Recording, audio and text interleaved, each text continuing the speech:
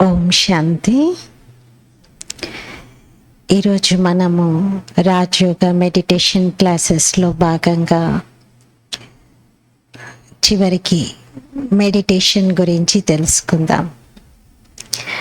రాజయోగ meditation ఎలా చేయాలి, meditation యొక్క విధానం ఏమిటి, మెడిటేషన్లో ఎన్ని స్టేజెస్ ఉంటాయి, మెడిటేషన్ చేయడం వలన మనకు కలిగేటువంటి శక్తులు ఏమేమి ఉంటాయి అని. ముందుగా మెడిటేషన్ అనేటువంటి పదము మెడిరి అనే లాటిన్ వర్డ్ నుండి డిరైవ్ చేయడం జరిగింది. మెడిరి మీన్స్ టు హీల్, దేన్నైనా నయం చేయటం, హీల్ చేయటం. హీల్ చేయడం, ఏదైనా గాయం ఉంది అంటే గాయంను అక్కడ హీల్ చేయడానికి ఏదైనా పట్టి కడతారు, లేకపోతే మెడిసిన్ వేస్తారు, అది కొంతకాలానికి హీల్ అయిపోతుంది.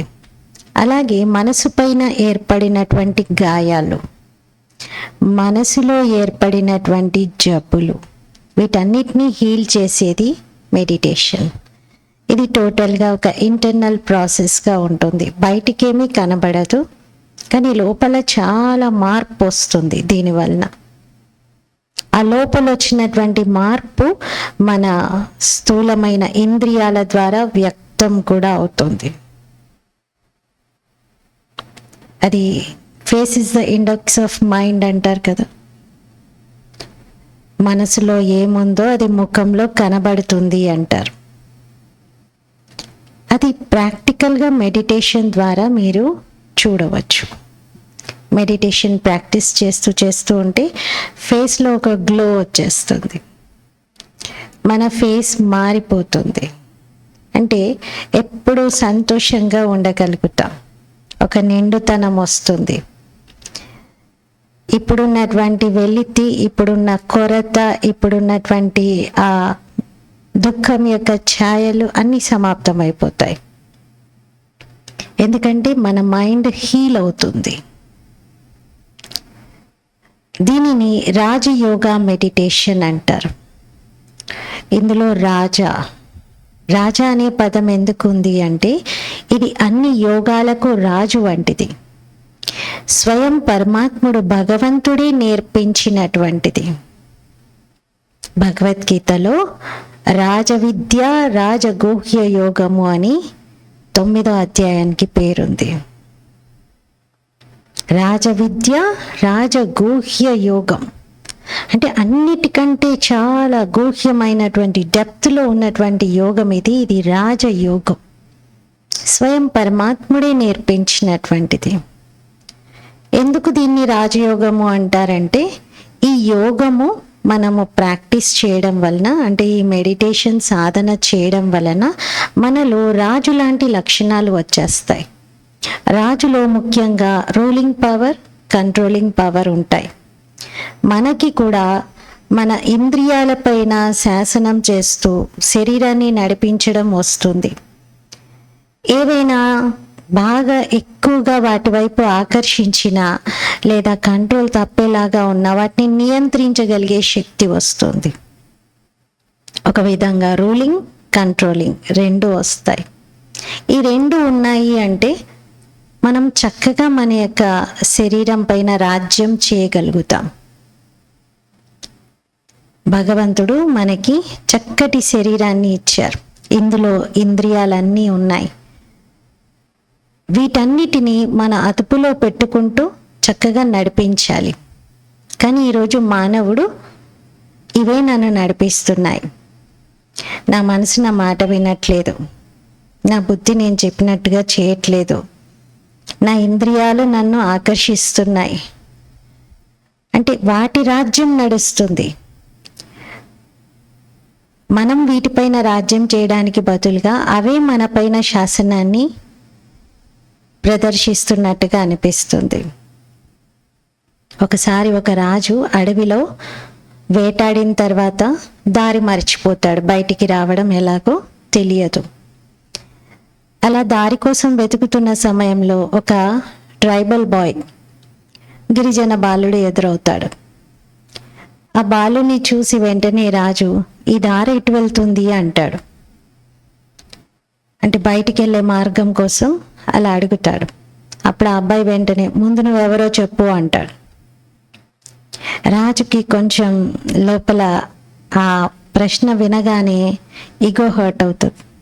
నేను కనబడట్లేదా? నేను రాజులాగా ఉన్నాను కదా, నా వేషధారణ ఏంటి, నా పక్కన గుర్రం ఏంటి, నా దగ్గర ఉన్న ఖడ్గం ఏంటి, నా డ్రెస్సింగ్ స్టైల్ చూడగానే, నన్ను చూడగానే ఎవరైనా రాజు అని తల వంచుతారే, ఈ అబ్బాయి ఏంటి ఇలా అడుగుతున్నాడు అని మనసులో అనుకుంటూనే ఇంకా చేసేదేమీ లేక జవాబిస్తాడు, నేను ఫలానా దేశానికి రాజుని అని. అప్పుడు ఆ అబ్బాయి నేను కూడా రాజునే కదా అంటాడు. ఈ జవాబు ఇంకా రాజుకి కొంచెం కోపం తెప్పిస్తుంది. కానీ ఆయనకి ఇప్పుడు దారి తెలియాలి, బయటికి వెళ్ళాలి, ఇతడు అవసరం ఉంది. అందుకని రాజు కొంచెం ఈ అబ్బాయికి రాజు అంటే ఎంత గొప్పవాడు, రాజు అంటే ఆయన దగ్గర ఎన్ని సిరులు సంపదలు ఉంటాయి తెలియజేయాలి అని చెప్పేసి చెప్తాడు. ఏమని అంటే, నా రాజ్యంలో చాలామంది ప్రజలు ఉన్నారు, ఎన్నో జీవ నదులు ఉన్నాయి, పాడి పంటలు, పొలాలు, ఉద్యానవనాలు ఉన్నాయి, ఎన్నో భాండాగారాలు ఉన్నాయి, ఎన్నో శాలలు ఉన్నాయి. నా రాజ్యంలో అనుక్షణం అభివృద్ధి కోసం తప్పించేటువంటి మంత్రులు ఎంతో మంది ఉన్నారు. నీ రాజ్యంలో ఏమున్నాయి చెప్పు అంటాడు. అప్పుడు ఆ గిరిజన బాలుడు అంటాడు, రాజా, నా రాజ్యంలో మనస్సు అనే మంత్రి ఉన్నాడు, జీవకణాలు ఎన్నో జీవిస్తూ ఉన్నాయి, నిత్యం ప్రవహిస్తూ నన్ను ఉత్తేజపరిచేటువంటి రక్తం ఉంది, అనుక్షణం అభివృద్ధి కోసం తప్పించేటువంటి ఆలోచనలు ఉన్నాయి అంటాడు. ఇలా చెప్పి అంటాడు, రాజా, నీ రాజ్యంలో ఎవరైనా నీ ఆజ్ఞను ధిక్కరిస్తారేమో, నా రాజ్యానికి నేనే సర్వాధికారిని అంటాడు. ఏది ఇతడి రాజ్యం? శరీరం పైన రాజ్యం చేస్తున్నాను నేను, నా శరీరం, నా రాజ్యం ఫుల్ కంట్రోల్లో ఉంది అని చెప్తున్నాడు ఆ అబ్బాయి. ఇప్పుడు మనకు కూడా అలాంటి రాజ్యం ఉందా లేదా? ఉంది కదా. కానీ రాజ్యం చేస్తున్నామా? రాజుననే విషయాన్ని మర్చిపోయామా? వీటన్నిటినీ నేనే అదుపులో పెట్టాలి, వీటన్నిటికీ నేను యజమానిని, నేను రాజును, ఇవన్నీ నా ఆర్డర్ అనుసారంగా నడుచుకోవాలి, ఈ స్మృతే మర్చిపోయాం మనం. అందుకే నేను చెప్పినట్లు ఎవ్వరు వినట్లేదు, నా పిల్లలు నా మాట వినట్లేదు, మా ఆఫీస్లో ఎవరు నా మాట వినట్లేదు. అంటే అందరూ నా మాట వినాలి, అందరిపైన నేను రాజ్యం చేయాలి అని అనుకుంటున్నారు. ఇతరులపైన రాజ్యం చెయ్యాలి, ఇతరులను మన దారిలో పెట్టుకోవాలి అంటే ముందు మన పైన మనము నియంత్రణను తెచ్చుకోవాలి, మన పైన మనం రాజ్యం చేయగలగాలి. అలాంటి మంచి కళను నేర్పించేదే రాజయోగం. స్వయం పైన ఎలా రాజ్యం చేయాలి, స్వరాజ్య అధికారిగా ఎలా అవ్వాలో చెప్తుంది. అందుకని దీనిని రాజయోగము అన్నారు. యోగం అంటే ఏంటి? యోగం అనేది సంస్కృతంలోని యుజ్ అనే పదం నుండి తీశారు. ఈ పదము యోగం. యోగం అంటే హిందీలో అయితే యోగ్ అంటారు, ఇంగ్లీష్లో యోగా అంటారు, తెలుగులో యోగం అంటాం. యోగం అంటే యుజ్ అనే పదం నుండి వెలువడినటువంటి కలయిక, సంబంధము, కనెక్షన్, రిలేషన్, జోడించుట, ఇలాంటి అర్థాలు వస్తాయి. రెండిటి మధ్య జరిగేటువంటి ఒక ప్రక్రియను యోగము అంటారు.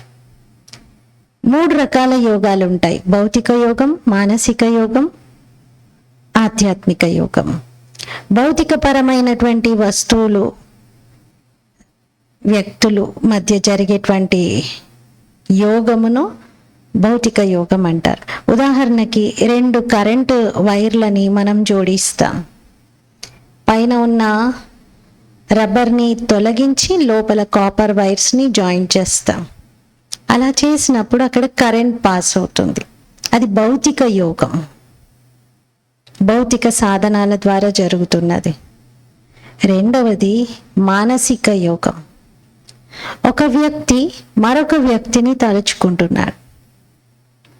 ఇద్దరు చాలా దూరం ఉన్నారు, కానీ ఈ వ్యక్తి ఇంకొక వ్యక్తిని తలుచుకోగానే ఆ వ్యక్తికి కూడా ఇతడే గుర్తొస్తున్నాడు. అంటే ఒకరి జ్ఞాపకం ఇంకొకరికి చేరింది. సేమ్ టైంలో, సేమ్ మూమెంట్లో మనం ఎవరిని తలుచుకున్నామో వాళ్ళకు కూడా మనమే గుర్తు రావడం. ఇది మానసిక యోగం.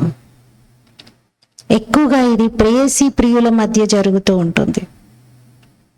ఒకరినొకరు ఎంతగా జ్ఞాపకం చేసుకుంటారంటే వీళ్ళ జ్ఞాపకం వాళ్ళకి, వాళ్ళది వీళ్ళకి చేరుతుంది. ఎవరైనా చాలా ప్రేమ కలిగి ఉన్న వారి మధ్య ఇలా జరుగుతుంది. అది ఏ రిలేషన్ అయినా కావచ్చు. మూడవది ఆధ్యాత్మిక యోగం. ఆధ్యాత్మికత అంటేనే అంతర్గత జగత్తుకు సంబంధించినది, ఆత్మకు సంబంధించినది అని అర్థం. స్వయాన్ని దేహంగా కాకుండా ఆత్మగా భావిస్తూ పరమాత్ముడితో మనసును జోడించడమే ఆధ్యాత్మిక యోగం. అదే ఇక్కడ మనం నేర్చుకుంటున్నాం. ఈ ఆధ్యాత్మిక యోగమును జ్ఞాన యోగం అని కూడా అంటారు. ఎందుకంటే ఇది జ్ఞానం ఆధారంగా చేసేటువంటిది. ఈ జ్ఞానంలో ముందుగా నేను ఎవరిని, నా తండ్రి ఎవరు, నేను ఎక్కడి నుండి వచ్చాను, నేను ఎన్ని జన్మలు తీసుకున్నాను, ఈ కాలచక్రంలో నా పాత్ర ఏంటి, ఇవన్నీ తెలుసుకుంటాం. ఇప్పటివరకు ఇవన్నీ విన్నారు కదా. ఈ జ్ఞానం ఆధారంగా చేసే యోగం ఇది, కాబట్టి జ్ఞాన యోగం అన్నారు. రెండోది దీన్ని భక్తి యోగం అని కూడా అంటారు.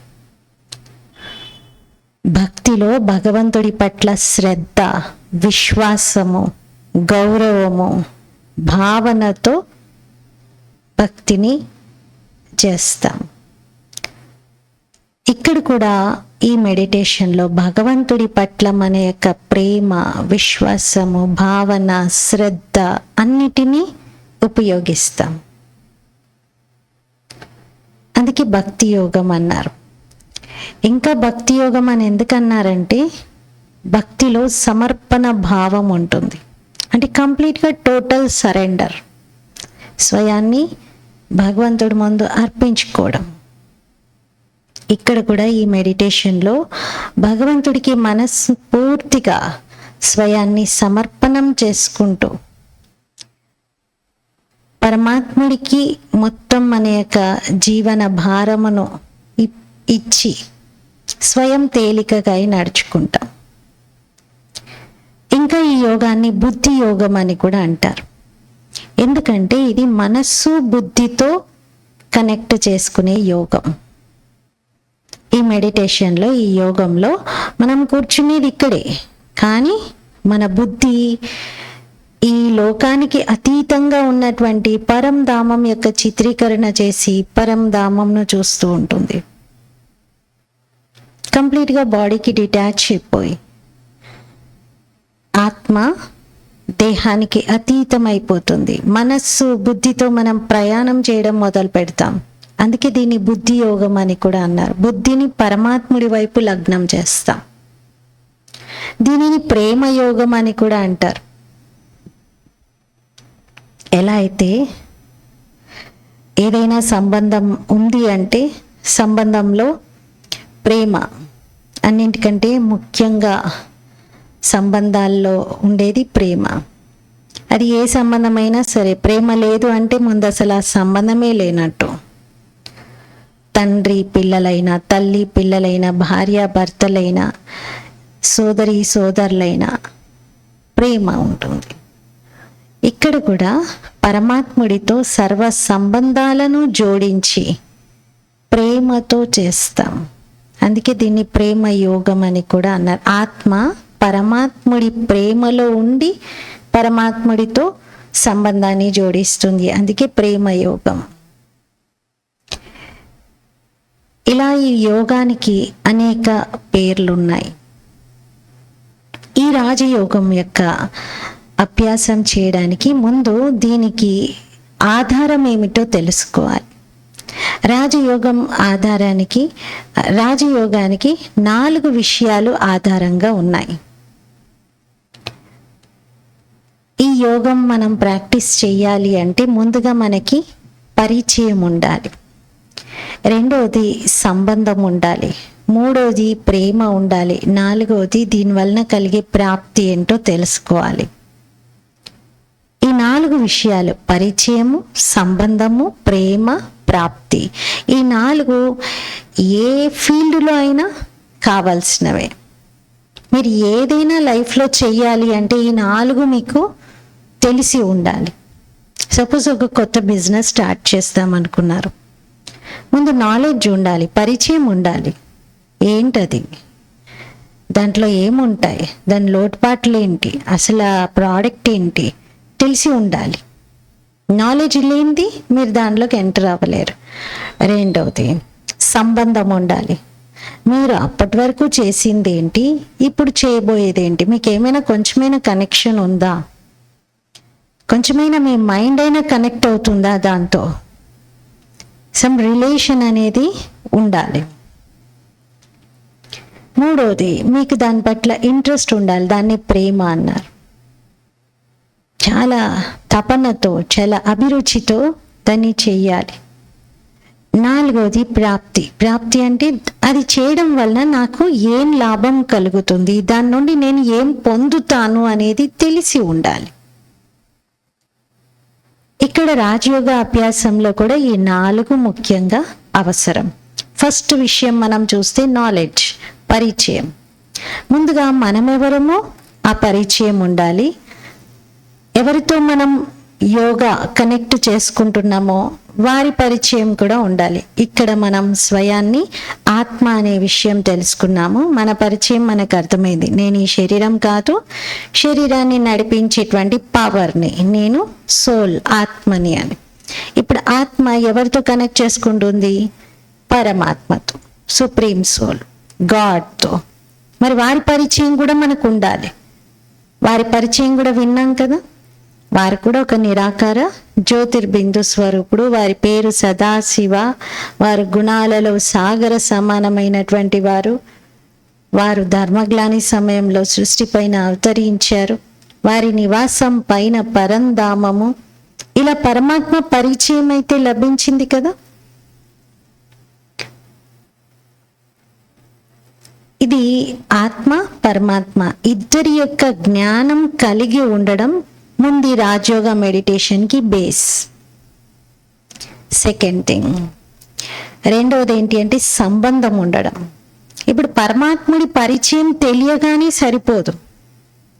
ఇప్పుడు పరిచయం మీకు లభించింది కదా, ఆ పరిచయం ఆధారంగా మీరు భగవంతుని జ్ఞాపకం చేయగలుగుతారా, చేయగలరా? చేయగలరు కదా, కానీ ఎక్కువసేపు చేయలేరు. పరిచయం ఉంది అంతే కేవలం. ఇప్పుడు ఆ పరిచయం ఆధారంగా మీరు జ్ఞాపకం చేస్తూనే ఉండాలి ఎప్పటికీ, అంటే సంబంధం కూడా ఉండాలి. కేవలం పరిచయమే కాదు. మనకి ఎంతో మంది పరిచయం ఉన్నారు, వాళ్ళందరినీ రోజంతా జ్ఞాపకం చేస్తామా మనం? చేయం కదా. ఎక్కువ ఎవరిని జ్ఞాపకం చేస్తాం, మనకి ఎవరితో సంబంధం ఉందో వాళ్ళని. మరి భగవంతుని కూడా మనం నిరంతరం జ్ఞాపకం చేస్తూ లాభం పొందాలి అంటే వారితో మనకి ఏదైనా సంబంధం ఉండాలి. ఏమవుతాడు భగవంతుడు మీకు? తండ్రి. మనం భగవంతుని త్వమేవ మాతాశ్చ పిత త్వమేవ బంధుసఖ త్వమేవ విద్యా ద్రవిణం త్వమేవ అన్నారు. గీతలో భగవంతుడు స్వయంగా ఈ రాజవిద్య రాజగుహ్య యోగంలోనే తన పరిచయం ఇస్తూ చెప్తాడు. పితాహమస్య జగతో మాతా దాత పితామహ వేద్యం పవిత్రం ఓంకార రుక్సామ యజురేవచ అని. అంటే నేనే పితను, నేనే మీకు మాతను, నేనే సర్వం, నేనే మీకు తాతను కూడా, మీకు దాతను కూడా, ఇచ్చేవాడిని, అన్నీ నేనే అని భగవంతుడు చెప్తాడు. అంటే మనకు సర్వ సంబంధాలు భగవంతుడే. తల్లైన ఆత్మకు పరమాత్ముడే, తండ్రైన పరమాత్ముడే, ప్రియుడైన పరమాత్ముడే, ఆత్మకు పతి అయిన పరమాత్ముడే, ఆత్మకు పుత్రుడైన పరమాత్ముడే, ఆత్మకు సోదరుడైన పరమాత్ముడే, ఆత్మకు టీచర్ గురువైన పరమాత్ముడే. అన్ని సంబంధాలు ఒక సోల్కి సుప్రీం సోల్ తోటే అన్ని కనెక్షన్స్ ఉంటాయి. సోల్స్కి మధ్య అంటే ఆత్మకి ఇంకొక ఆత్మతో ఉన్న సంబంధం ఏంటి అంటే సోదర సంబంధం, అంతే. మనమందరం ఏమవుతాం? పరస్పరం సోదర ఆత్మలం. సోదరులం కూడా కాదు. మళ్ళీ సోదరులం అంటే ఫిజికల్ బాడీతో చూసుకున్నట్టే. బాడీకి జెండర్ ఉంది, మేల్ ఫీమేల్ అని. ఆత్మకైతే జెండర్ లేదు కదా. అందుకని ఆత్మ దృష్టిలో మనమందరం సోల్స్. అందుకే యూనివర్సల్ బ్రదర్హుడ్ అంటారు కానీ సిస్టర్హుడ్ అన్నారు. ఎందుకంటే అందరం ఆత్మలం, సోదరులం. మనమందరం పరస్పరంలో సోదరులం అవుతాము. కానీ మనకు ఆత్మకు ఏ సంబంధమైన ఇంకే రిలేషన్ అయినా కావాలి అంటే అది సుప్రీం సోల్ గాడ్ పరమాత్మతో. అది మెడిటేషన్లో మనం అనుభవం చేసుకుంటాం. భగవంతుని మనం తల్లిగా భావిస్తే మనకి తల్లి ఎలా అయితే నడక నేర్పిస్తుంది, పిల్లలకి అన్ని బుద్ధులు నేర్పిస్తుంది, చక్కటి సంస్కారాన్ని ఇస్తుంది, అలాగే పరమాత్ముడు మనకి జీవితంలో ఎటు నడవాలో, ఎక్కడికి వెళ్ళాలో, ఎలా ఉన్నతిని పొందాలి, ప్రతి విషయాన్ని మనకు తన పాలనలో, తన లాలనలో తెలియజేస్తారు. పరమాత్మని మనం తండ్రిగా భావిస్తే మనకు జన్మలు తోడొచ్చే వారసత్వాన్ని ఇస్తారు. పరమాత్మని మనం టీచర్గా భావిస్తే మన ఆత్మ ఉన్నతికి దోహదపడేటువంటి విద్యను బోధిస్తాడు.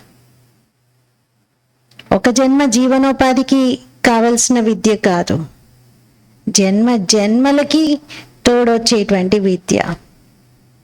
ఇక్కడ ఏ టీచర్ దగ్గర మనం చదువుకున్నా, చాలా గొప్ప గొప్ప డిగ్రీలు సంపాదించిన మరణించాము అంటే మళ్ళీ నెక్స్ట్ జన్మలో ఏబీసీల నుండి నేర్చుకోవాల్సిందే. నేను డాక్టర్నండి, పోయిన జన్మలో నాకు అంత గుర్తుంది అంటే ఎవరో ఒప్పుకోరు, మళ్ళీ చదవాల్సిందే. కానీ భగవంతుడు నేర్పించే విద్య ఎలాంటిది అంటే అది సంస్కారం రూపంలో ఆత్మలో ఉంటుంది. అది ఎన్నో జన్మల వరకు తోడొస్తుంది, క్యారీ ఫార్వర్డ్ అవుతుంది. భగవంతుని మనము సద్గురువుగా భావిస్తే మనకి ముక్తి, జీవన ముక్తిని ప్రసాదిస్తాడు. భగవంతుని మనము పతిగా భావిస్తే మనకి జీవితంలో ఎప్పుడు ఎక్కడ అంశం కూడా దుఃఖం యొక్క అనుభవము రాకుండా, అంటే దుఃఖం యొక్క ఫీలింగ్ రాకుండా ఎప్పుడూ అండగా తోడుగా ఉండి రక్షిస్తాడు. పరమాత్ముడితో ఇలా మనం సర్వ సంబంధాలని జోడించాలి. భగవంతుని ఒకవేళ మీరు మిత్రుడిగా భావించారనుకోండి, అడుగడుగున మీకు సలహాలు ఇస్తూ మీరు సన్మార్గంలోనే ముందుకెళ్ళేలాగా ఎప్పుడు మీకు సహాయం చేయడానికి సిద్ధంగా ఉంటాడు. ఇవన్నీ మనం భక్తిలో అనుభవాలు చూసాం. ప్రహ్లాదుడు భగవంతుని తండ్రిగా భావించాడు, ఎలా రక్షింపబడ్డాడు. కుచేలుడు మిత్రుడిగా భావించాడు, ఎలా సహాయం పొందాడు. మీరాబాయి పతిగా భావించింది, ఎన్నిసార్లు రక్షించాడు. ఎంతమంది విషం ఇచ్చి చంపాలని చూసినా బ్రతకగలిగింది. అలా ఎన్నో ఎగ్జాంపుల్స్ మనం చూస్తున్నాం. ఇవి ప్రాక్టికల్గా భగవంతుణ్ణి మనము ఒక సంబంధం జోడించి జ్ఞాపకం చేయడానికి. అది యోగం, అది కనెక్షన్ భగవంతుడితో. ఇది రెండవ ఆధారం. ఇక మూడవ ఆధారము ప్రేమ. ప్రేమ ఒక బలమైనటువంటి వెపన్, చాలా గొప్ప శస్త్రం అది. దాంతో దేన్నైనా కూడా జయించవచ్చు. అందుకే మొత్తం ప్రపంచంలో ఉన్నటువంటి జ్ఞానం అంతటి యొక్క సారం చెప్పమని అన్నప్పుడు 2 అక్షరాల శబ్దము ప్రేమ అన్నారంట. కబీర్ దోహాలో ఉంటుంది, డాయి అక్షర్ ప్రేమ కా అని. 2.5 అక్షరాలు ప్రేమ అనే శబ్దం, కానీ ఇది మొత్తం ప్రపంచాన్ని జయించే శక్తిని ఇస్తుంది అని. దేనిపైన ప్రేమ? పదవి పైన ప్రేమ ఉంటుంది కొందరికి, తన హోదా పైన ప్రేమ ఉంటుంది, తన వస్తువుల పైన ప్రేమ ఉంటుంది. మరి దేని ప్రేమ? అన్నిటినీ జయించే శక్తిని ఇచ్చేది ఒట్టి ప్రేమ కాదు, పరమాత్మ ప్రేమ, భగవంతుడి పైన ఉన్న ప్రేమ. దేహదారుల పైన ఉన్న ప్రేమ కాదు, తన పిల్లలు నా పిల్లలు అంటూ మోహంతో పెట్టుకునే ప్రేమ కాదు, ఇంకా దేని ప్రేమను కాదు. కేవలం ఒక్క పరమాత్మ భగవంతుడి పైన పెట్టుకునేటువంటి ఆ ప్రేమ, అది మన లోపల అనంతమైన శక్తులను జాగృతం చేస్తుంది. అందుకే భగవంతుణ్ణి తర్కంతో కాదు, అంటే ప్రూఫ్ చూపించండి ఈయనే భగవంతుడు అని, ఆయన శక్తిని ప్రదర్శించండి అప్పుడు నేను నమ్ముతా. ఇలా ఎవరైతే భగవంతుడితో రిలేషన్ పెట్టుకుంటారో వాళ్ళు ఏం పొందలేరు. ఎవరైతే ప్రేమ, విశ్వాసం, భావనతో భగవంతుడితో కనెక్ట్ అవుతారో వాళ్ళు మొత్తం అన్ని రకాల లాభాలు పొందుతారు. అందుకే భగవంతుడితో మనం ప్రేమను జోడించాలి. చివరిగా ఇలా మనం ధ్యానం చేయడం వలన, మెడిటేషన్ చేయడం వలన మనకేం ప్రాప్తి లభిస్తుంది, ఏం పొందుతాం? ఎందుకు ఇవన్నీ చేస్తున్నాం? భగవంతుడితో ఎందుకు సంబంధం జోడించుకోవాలి? ఎందుకు ప్రేమగా భగవంతుని జ్ఞాపకం చేయాలి? భగవంతుని పరిచయం ఎందుకు తెలుసుకోవాలి అంటే దాని నుండి లభించే ప్రాప్తి ఉంది మనకి. ఏదైనా మనం చూడండి, ఎక్కువగా ఎవరిని జ్ఞాపకం చేస్తాం? సపోజ్ ఎవరైనా మన దగ్గర అప్పు తీసుకున్నారనుకోండి, ఏం చేస్తారు? వాళ్ళని మర్చిపోతారా మీరు? 10 లక్షలు ఇచ్చారు అప్పు, మర్చిపోతారా మీరు వాళ్ళని? రోజు ఒకసారి దేవుడికి దండం పెట్టుకున్నప్పుడు వాళ్ళని కూడా తలుచుకుంటారు. అమ్మో వాళ్ళు మంచిగా ఉండాలి, నా అప్పు నాకు ఇచ్చేసాక ఏమైనా పర్వాలేదు కానీ ముందైతే మంచిగా ఉండాలి అనుకుంటారు. అంటే ఎవరి నుండైనా మనకి ఏదైనా లభిస్తుంది అంటే వాళ్ళని ఎక్కువ జ్ఞాపకం చేస్తాం. మరి భగవంతుడి నుండి మనకి ఏం లభిస్తుంది? ఏమైనా ఉన్నాయా భగవంతుడి నుండి మనకి లభించేవి? ఉన్నాయి. మనం కోట్ల రూపాయలు వెచ్చించినా కూడా కొనుక్కోలేనటువంటివి భగవంతుడు ఇస్తాడు. ప్రపంచమంతా తిరిగినా, ఎంత యాచించినా ఒక్కటి కూడా మనం కొనుక్కోలేం. అలాంటివి భగవంతుడు ఇస్తాడు. వెలకట్టలేనివి, కొనుక్కోలేనివి, మనకు అందనటువంటివి. అవే శాంతి, సుఖము, ప్రేమ, ఆనందము, శక్తి, అపారమైనటువంటి సుఖాలను ఇస్తారు. కేవలం ఈ ఇంటర్నల్వి మాత్రమే కాదు, నిజంగా రేపు రాబోయేటటువంటి స్వర్ణిమ యుగంలో మనం లెక్క పెట్టుకోలేనంత ధనము, సిరులు, సంపదలు, ఆస్తులు, అంతస్తులు అన్నీ ఇస్తాడు.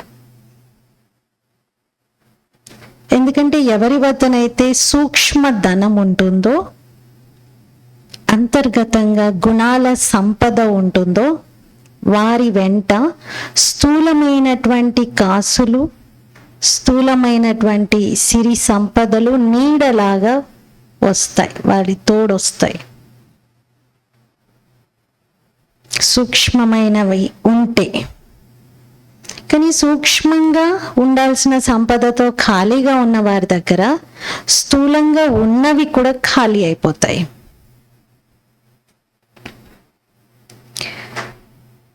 అందుకే పరమాత్మ నుండి మనకి లభించేటువంటి ప్రాప్తిని మనం ఎదురుగా పెట్టుకోవాలి. భగవంతుడి నుండి మనకి సర్వము లభిస్తున్నాయి. ఇది లేదు అది లేదు అని కాదు, అన్నీ పొందుతాం. భగవంతుడిని భోలానాథుడు అంటారు. ప్రతిరోజు అమృత గడియల్లో ఉదయం 4 గంటలకి బ్రహ్మ ముహూర్తంలో లేచి మీరు భగవంతుని ప్రేమగా జ్ఞాపకం చేస్తే మీరు ఏది అడిగితే అది ఇస్తాడు. భోలానాథుడు రూపంలో ఉంటారు ఆ టైంలో. కానీ ఎలా అడగాలి? అడగకూడదు. అడగకుండా భగవంతుడి నుండి తీసుకోవాలి. మనం భగవంతునికి పిల్లలం కదా, పిల్లలకు అధికారం ఉంటుంది తల్లి తండ్రి పైన. అలా మనం కూడా ప్రేమతో భగవంతుని జ్ఞాపకం చేస్తూ వారి నుండి మనం అన్నీ తీసుకోవచ్చు. అమృత వేళలో ఒక భక్తుడికి భగవంతుడి సాక్షాత్కారమైందంట. ఆయనకి భగవంతుడు కనిపించి నీకేం వరం కావాలో కోరుకో అన్నాడంట. ఇప్పుడు అతను గుడ్డివాడు, పేదవాడు, సంతానం లేదు. ఏం చేయాలి? ఏదైనా ఒక వరం కోరుకో అన్నాడంట. అప్పుడు ఆయన ఆలోచించి కొంచెం సమయం తీసుకొని అప్పుడు చెప్పాడంట, నా ముని మనమడు బంగారు చెంచాతో పాలు తాగుతూ ఉంటే చూడాలని ఉంది అని అంట. ఒకటే కోరిక, కానీ అందులో అన్నీ వచ్చేస్తాయి. ముని మనవడు అంటే ముందు ఈయనకి పిల్లలు ఉండాలి, బంగారు చెంచా అంటే ఎంత డబ్బు ఉండాలి, చూడాలని ఉంది అంటే చూపు ఉండాలి. ఇప్పుడు మనం కూడా భగవంతుడిని నాకు ఇది చేసి పెట్టు, అది చేసి పెట్టు, ఏది కావాలి అది కావాలి, చిన్న చిన్నవి అడుగుతూ ఉంటాం కదా. ఆ చిన్న చిన్న ఏం అడిగే అవసరం లేదు. భగవంతుణ్ణి మనవాడిగా చేసుకున్నాం అనుకోండి, ఆయనే మనవాడవుతే ఇంకేమీ అడిగే అవసరం లేదు, ఇంకా అన్నీ మీకు లభిస్తాయి. అందుకే రాజయోగంలో సమర్పణ భావంతో, భగవంతుడి పైన అధికారంతో సర్వ సంబంధాలని జోడిస్తూ మంచి స్థితిని మనం తయారు చేసుకుంటాం. సో సంబంధం ఫస్ట్ది, పరిచయం, సంబంధం, ప్రేమ, ప్రాప్తి. ఈ 4 విషయాలు రాజయోగానికి ఆధారం. ఇప్పుడు ఎలా చేయాలి తెలుసుకుందాం. విధానం ఏమిటి అంటే, మనము పరమాత్ముడితో మనస్సును జోడిస్తాం. మనస్సును అంటే ఏంటి? ఆలోచనలను. మనస్సు అంటే వేరే ఏదో కాదు కదా, ఆలోచన శక్తి. మన ఆలోచనలతో భగవంతుణ్ణి జ్ఞాపకం చేస్తాం, ఆలోచనలను కనెక్ట్ చేస్తాం భగవంతుడితో. దీనికోసము ఇప్పుడు పరమాత్ముడేమో పైన ఉన్నారు పరంధామంలో, మనమేమో ఇక్కడ ఉన్నాము. ఎప్పుడైనా యోగం ఎప్పుడు సాధ్యమవుతుంది అంటే అక్కడ 2 కలవాలి. ఇప్పుడు ఒక 2 కరెంటు తీగల్ని అలా చుట్టేస్తే కరెంట్ పాస్ అవుతుందా? అవ్వదు కదా. అక్కడ మనం పైన రబ్బర్ని తొలగించి లోపల కాపర్ వైర్స్ని జోడించాలి. ఇప్పుడు మన పైన ఉన్న రబ్బర్ ఏంటి అంటే మన దేహం. ఆయనేమో నిరాకార జ్యోతిర్బిందు స్వరూపుడు భగవంతుడు, మనమేమో దేహంతో ఉన్నాం. ఇప్పుడు మనం ఏం చేయాలి మెడిటేషన్లో? ఈ దేహం అనే రబ్బర్కి డిటాచ్ అవ్వాలి. నాకు ఈ దేహం లేదు, నేను ఒక చైతన్య శక్తి ఆత్మగా ఉన్నాను, ఆ ఫీలింగ్లోకి రావాలి. నేను ఈ శరీరానికి డిటాచ్ అయిపోయి ఉన్నాను, నేను ఒక చైతన్య శక్తి ఆత్మను. అప్పుడు ఆత్మ పరమాత్మ సేమ్ లెవెల్లో ఉన్నట్టు అవుతుంది. రెండవది, భగవంతుల్లోనేమో చాలా గుణాలు ఉన్నాయి.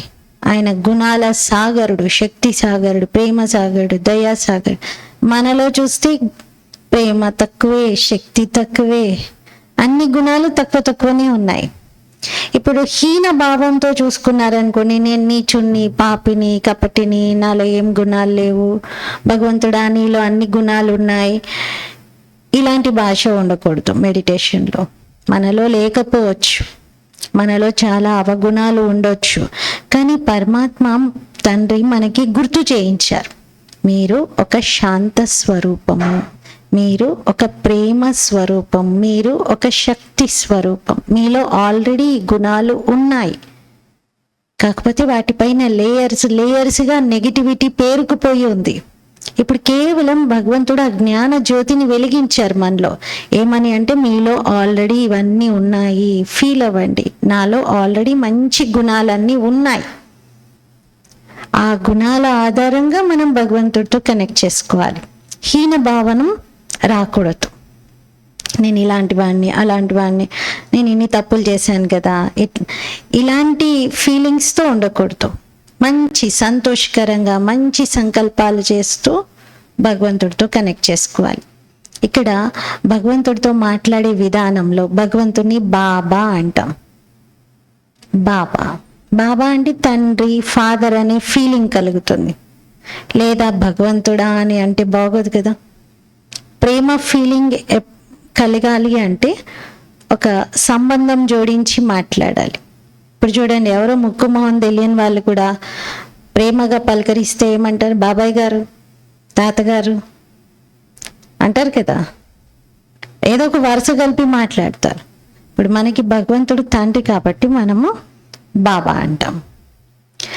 బాబా అంటూ మీరు భగవంతుడితో మాట్లాడండి హార్ట్ఫుల్గా. మీ హార్ట్కి చాలా క్లోజ్గా ఉండాలి. సంబంధం జోడిస్తే క్లోజ్ అవుతారు. సంబంధం సమీపతలోకి తీసుకొస్తుంది అంటారు. సంబంధం లేదనుకోండి, దూరం ఉంటారు, తెలీదు, వాళ్ళెవరో మనం ఎవరమో అంటారు. కానీ ఒక రిలేషన్ తెలిసింది అంటే చాలా క్లోజ్ అయిపోతారు. అలా మనం కూడా భగవంతుడితో రిలేషన్ని జోడిస్తూ జ్ఞాపకం చేయాలి. భగవంతుని ఏమీ అడగొద్దు. మెడిటేషన్లో భగవంతుడితో మాట్లాడుతున్నామంటే అడగడం మొదలు పెట్టొద్దు. అడిగే లాంగ్వేజ్ కొంచెం మార్చుకోవాలి. అడగకుండా అన్నీ తీసుకోవాలి. ఇప్పుడు సపోజ్ శాంతి కావాలని అనిపిస్తుంది అనుకోండి, బాబా మీరు నాకు శాంతిని ఇవ్వండి అని అనం. ఏం చేయాలి? బాబా మీరు శాంతి సాగర్. మీ స్మృతిలో ఉండడంతో నేను అపారమైన శాంతిని పొందుతున్నాను. మీ నుండి నాలో చాలా శాంతి కిరణాలు నిండుతున్నాయి. నేను కూడా శాంతి స్వరూపంగా అవుతున్నాను.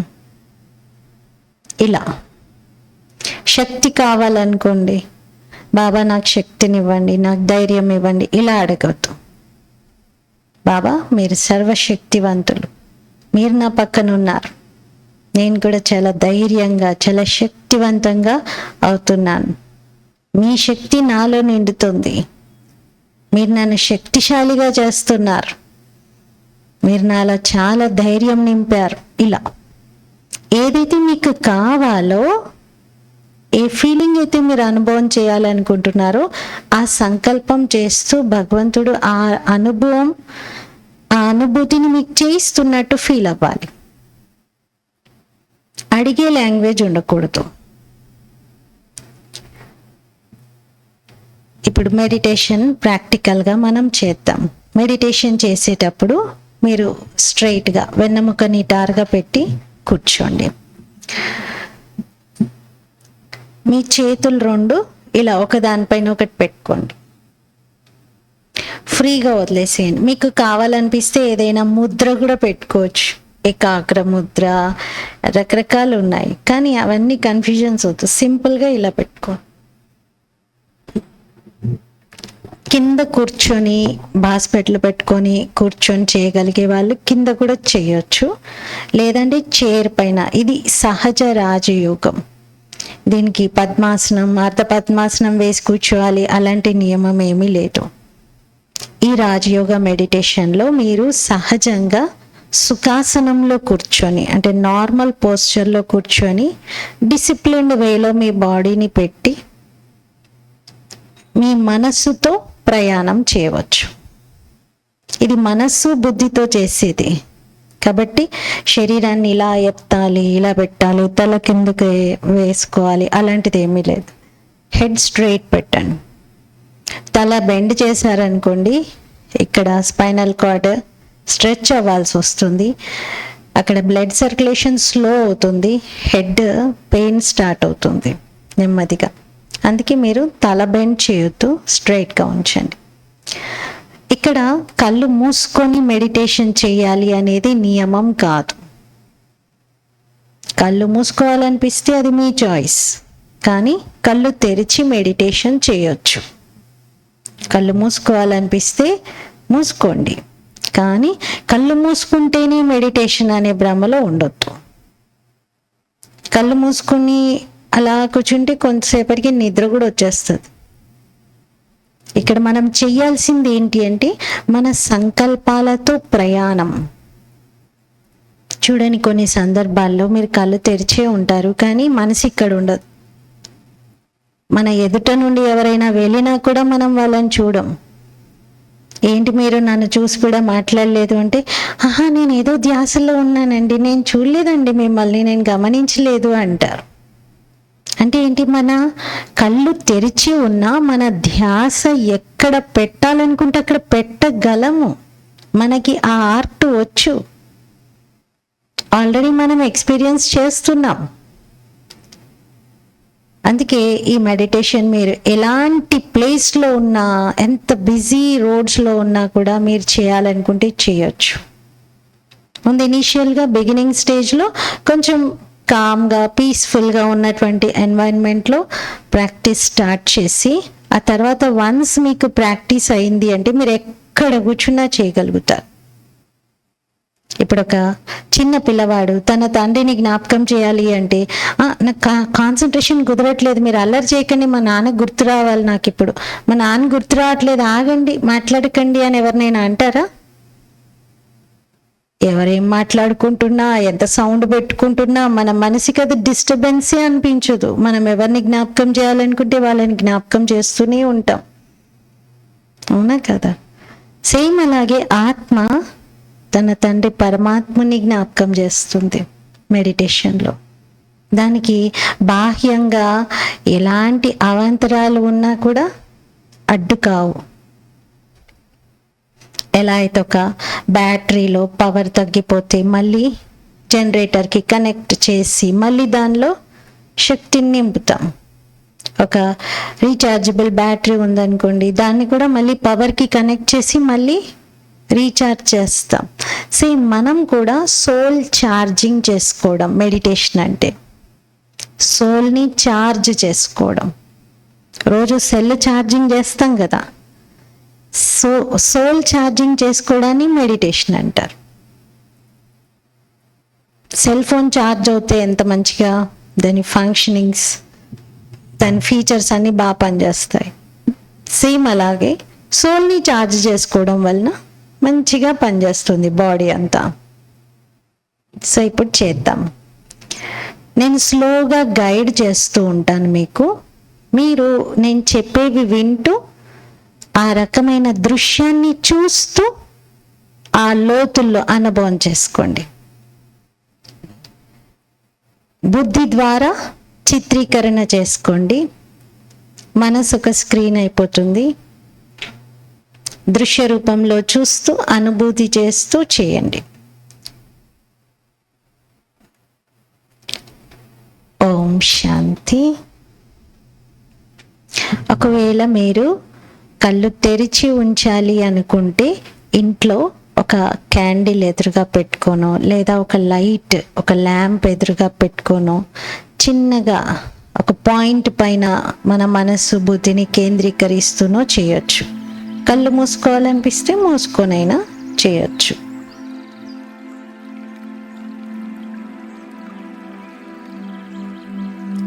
ఓం శాంతి.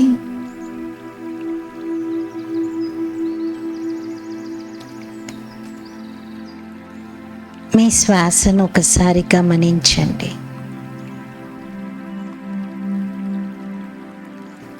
మీ దృష్టిని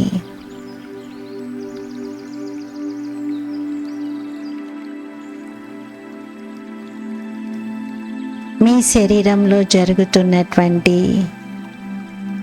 ఈ శ్వాస ప్రక్రియ పైన పెట్టండి.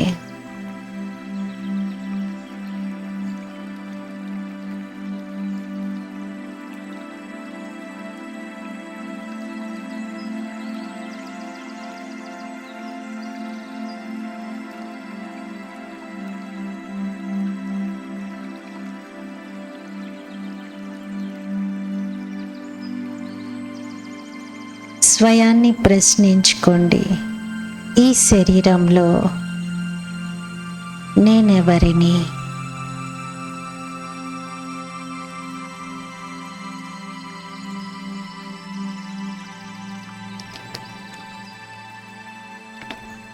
ఇప్పుడు సంకల్పం చేయండి, ఈ శరీరంలో నేనొక చైతన్య శక్తి ఆత్మను.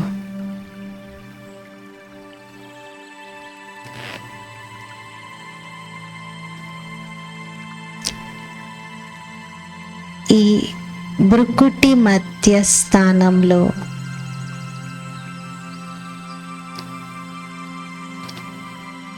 నేనొక జ్యోతిలాగా ప్రకాశిస్తూ ఉన్నాను. మీ నుదుటి మధ్యలో ఒక జ్యోతి ప్రకాశిస్తున్నట్టు ఫీల్ అవ్వండి.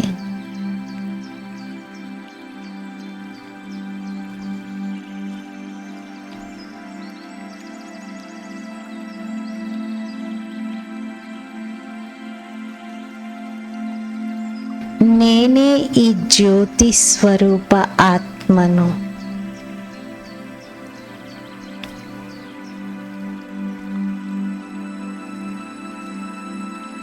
నేను సూక్ష్మాతి సూక్ష్మంగా ఉన్నాను.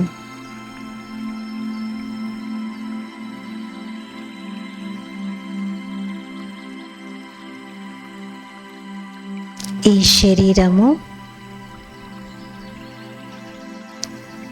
నాకొక వస్త్రము లాంటిది.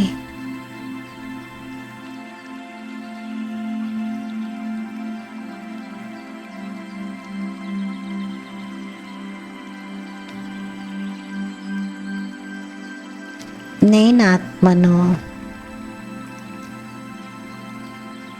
శాంత స్వరూపంగా ఉన్నాను.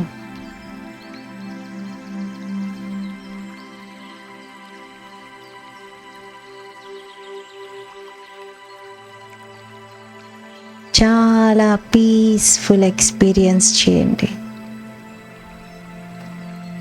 మీ చుట్టూ శాంతి కిరణాలు వ్యాపించి ఉన్నాయి.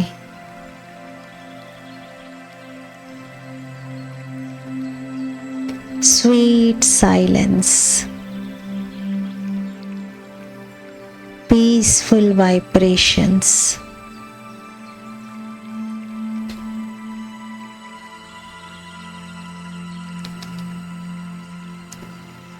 దేహం అంతా రిలాక్స్ అవుతుంది.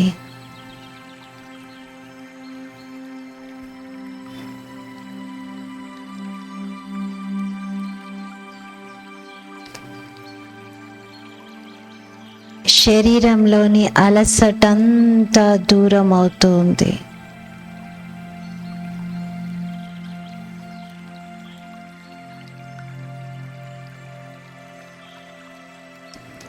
ఇప్పుడు నేను ఆత్మను మనస్సు బుద్ధితో ప్రయాణం చేస్తున్నాను.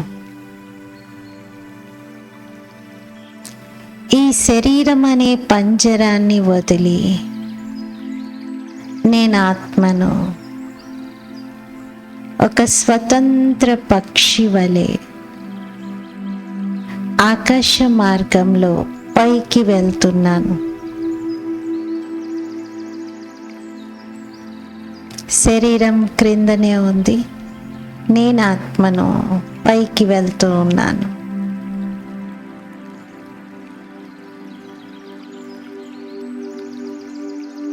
అంతరిక్షాన్ని చేరుకున్నాను. గ్రహాలు, నక్షత్రాలు అన్నింటినీ దాటుకుంటూ పైకి వెళ్తున్నాను.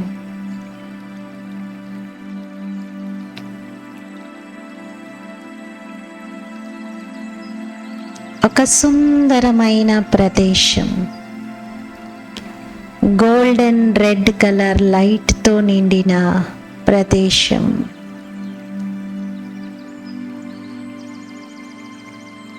పరం ధామానికి చేరుకున్నాను.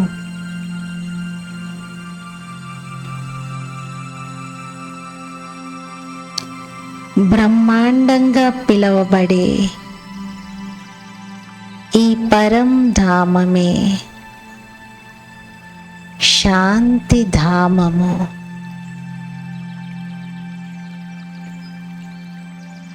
నిశ్శబ్ద లోకము.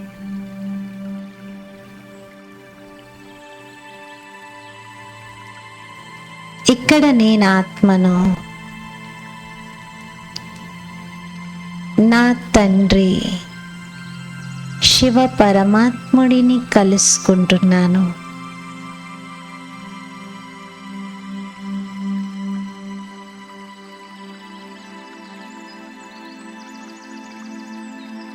సత్యం, శివం, సుందరుడైన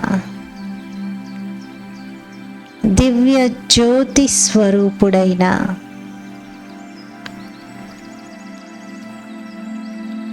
పరమాత్ముని చూస్తున్నాను.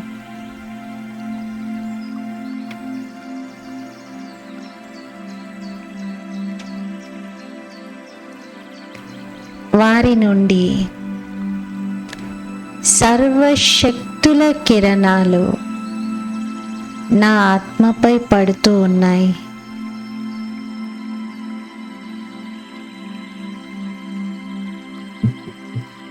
పరమాత్మ శక్తులు కిరణాల రూపంలో నా ఆత్మపై పడుతూ ఉన్నాయి.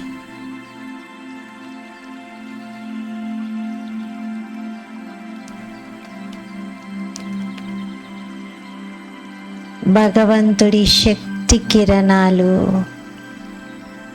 నన్ను తాకగానే నాలోని బలహీనతలు, లోపాలు ఒక్కసారిగా సమాప్తమవుతూ ఉన్నాయి.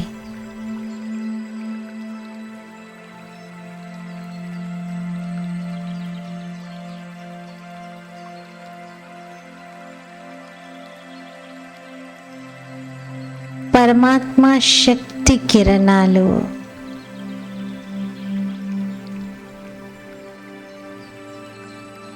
నాలో దాగి ఉన్న గుణాలను వికసింపజేస్తున్నాయి.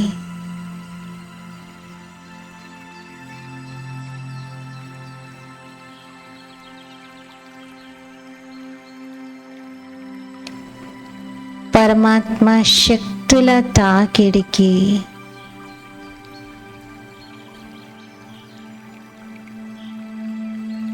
నా అంతర్గత శక్తులన్నీ జాగృతమవుతూ ఉన్నాయి.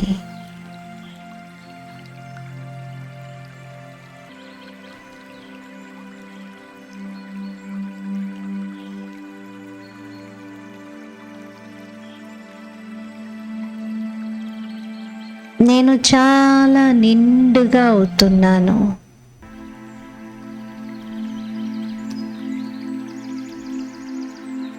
నేను చాలా నిండుగా అవుతున్నాను.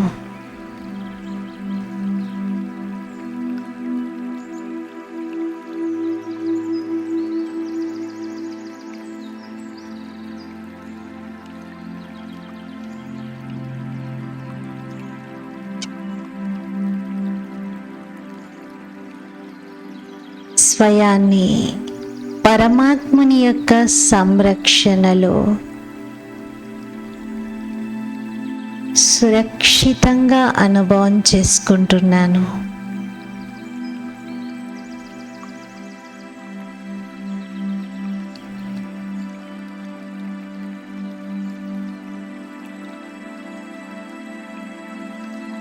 Thank you Baba, thank you.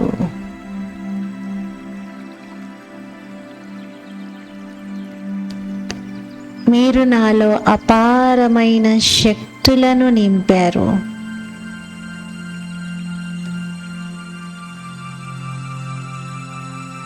మీరే నా ఆత్మకు సర్వస్వము.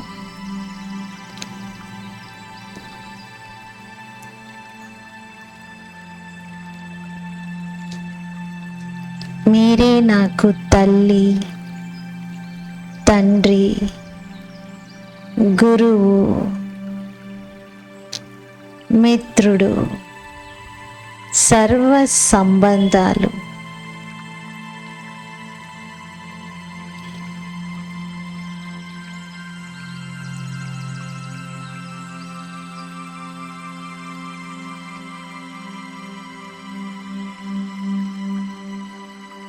మీరు సదా నాకు తోడుగా ఉండి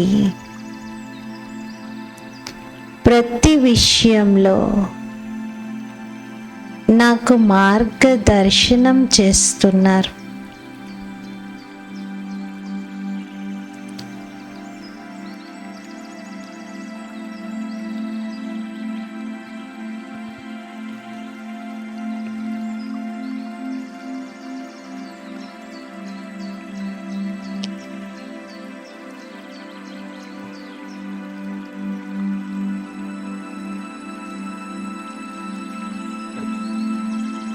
పరమాత్ముడికి సమీపంగా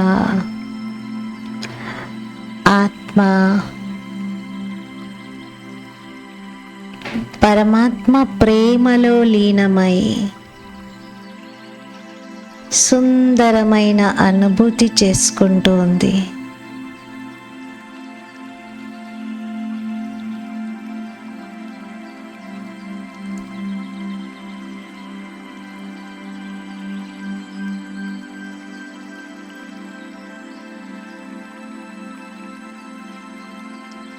ఇప్పుడు నేను ఆత్మను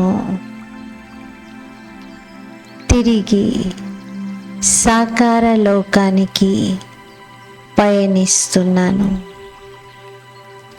పరంధామం నుండి క్రిందకు వస్తున్నాను.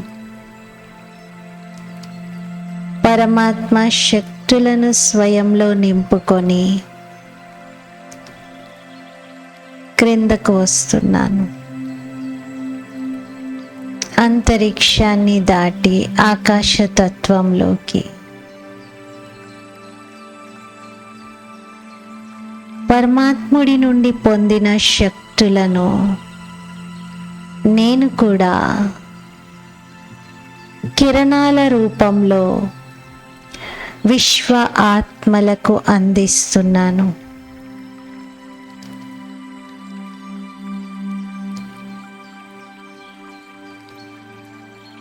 ఈశ్వరీయ శక్తులను విశ్వాత్మల దుఃఖాలను దూరం చేయటానికి, అందరికీ సుఖం యొక్క అనుభూతిని పంచటానికి పరమాత్మ శక్తులను కిరణాల రూపంలో అందిస్తున్నాను.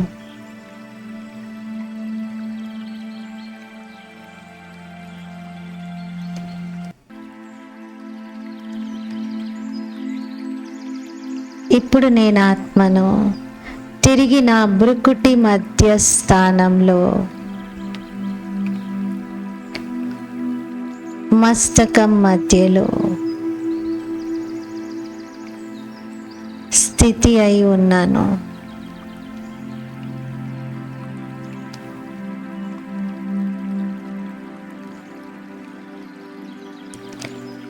ఓం శాంతి శాంతి శాంతి.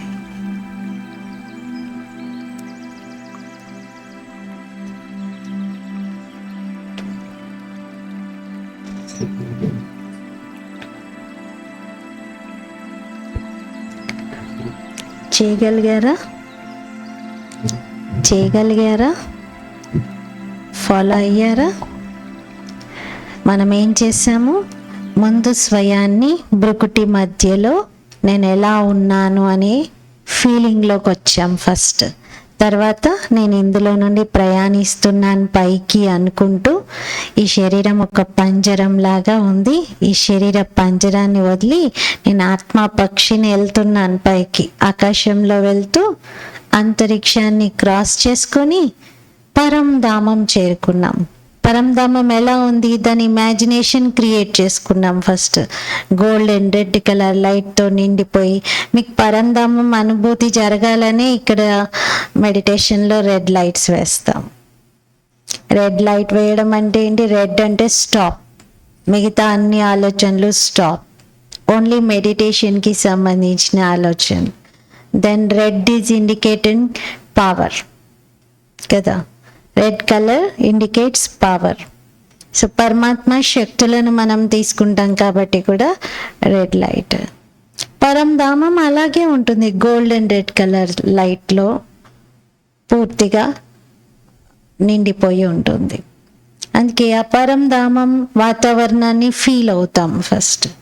ఈ పరంధామంలో నేను చాలా తేలికగా ఉండి నా ఫాదర్ పరమాత్మని కలుసుకుంటున్నాను. ఆయన కూడా ఒక జ్యోతి, మీరు కూడా ఒక జ్యోతి లాగా ఉన్నారు.